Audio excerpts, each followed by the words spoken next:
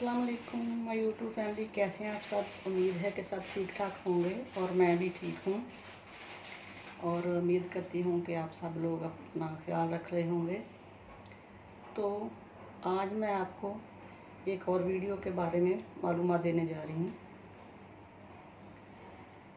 29 मई 2022 Sunday का दिन शाम के 5 बजे पंजाब के मानसाला के मूसेवाला गांव में एक शूट आउट हुआ, जिसमें सिद्धू मूसेवाला की मौत हो गई। जो कि आप सब लोग जानते हैं। 658 दिन के बाद 17 मार्च 2024 और संडे का दिन और 5 बजे, लेकिन सुबह के ये मूसेवाला गांव से कुछ दूरी पर भटिंडा के एक हॉस्पिटल जिसका नाम एजंदल heart institute and infertility centre, यहाँ एक बच्चे का जन्म होता है और उस बच्चे का नाम शुभदीप सिंह रखा जाता है। ये मैं आपको किस लिए बताने जा रही हूँ, उसकी वजह यह है कि कुछ वक्त पहले ये खबर आई थी कि सिद्धू मूसेवाला की मौत के बाद उसके माँ बाप ने तय किया कि वो एक जूनियर सिद्धू मूसेवाला को इस दुनिया में लाएंगे, क्योंकि सिद्धू मूसेवाला उनका इकलौता बेटा था अपनी मां चरण कौर और वालिद बलगौर सिंह का। इनके वालिद बलगौर सिंह की उम्र 60 साल और उनकी वालदा की उम्र 55 साल है। इस उम्र में लोग अमूमन माँ बाप नहीं बनते क्योंकि एज ज़्यादा हो जाती है। तो मैं आपको ये किस लिए बताने जा रही हूँ, क्योंकि सिद्धू मूसेवाला एक गैंग वार का शिकार हुए थे, जिसमें सिद्धू मूसेवाला की मौत हो गई और उसकी मौत के 658 दिन के बाद ठीक वही संडे का दिन 17 मार्च और सुबह के 5 बजे सिद्धू मूसेवाला की मां ने अपनी कोख से एक बच्चे को जन्म दिया। वो वक़्त और दिन इत्फाक हो सकता है, लेकिन उसकी तारीख अलग है। तो ये इस 65 साल की उम्र में उनके वालिदैन ने ये फ़ैसला क्यों किया, ये एक सवाल है। क्योंकि उनके वालिदैन ने ये फ़ैसला इसलिए किया था कि उन्होंने 2 कस्में खाई थीं। जहाँ पे ये सिद्धू मूसेवाला की चीता को जलाया गया था, वहाँ खड़े होकर उन्होंने ये 2 कस्में खाई थी। एक ये कि वो सिद्धू मूसेवाला के कातलों से बदला ज़रूर लेंगे और जब तक वो ज़िंदा हैं वो कानून की लड़ाई लड़ते रहेंगे और उनके कातलों को सज़ा दिलवाएंगे।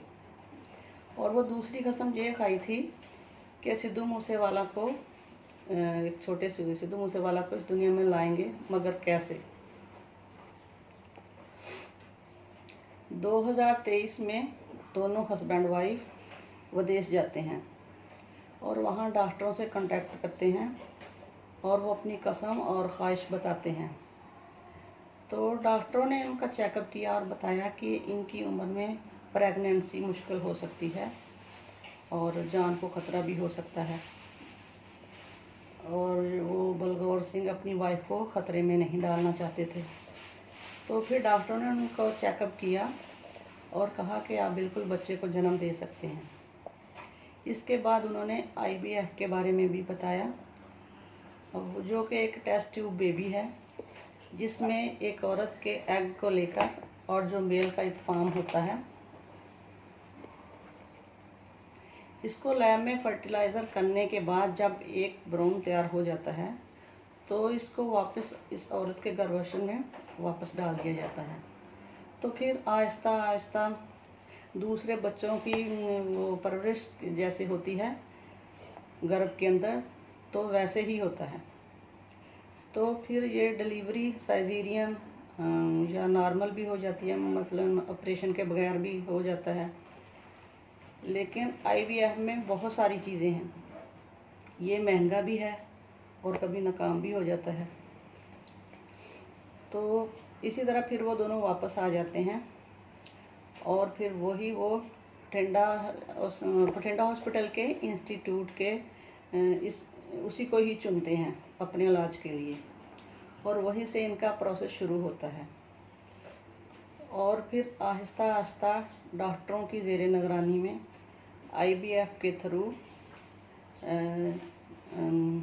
बहुत सारी चीज़ें वो ऐसे परफेक्ट हो जाती हैं।